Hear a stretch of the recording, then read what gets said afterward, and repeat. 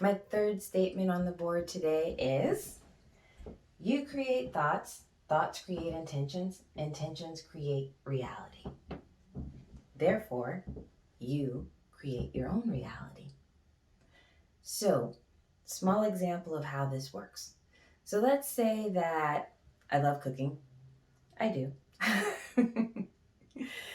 So, if I love cooking and I think about cooking all the time, I think about all these different things that I can cook and what I can create and what I can do, then those thoughts about cooking eventually turn into intentions that now I'm going to be in the grocery store and I'm going to be looking up recipes and I'm going to be gathering ingredients and perhaps even different kitchen gadgets so that I can create whatever it is I've been thinking about. And then because of the intention I have to create it, it becomes a reality. I do create it. I make that cake, pie, cookies, danishes, whatever it may be.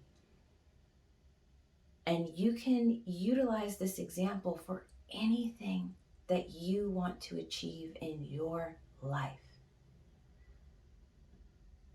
Start with your thoughts and keep growing those thoughts until those thoughts become intentions. And keep working on that intention until you make those intentions your reality.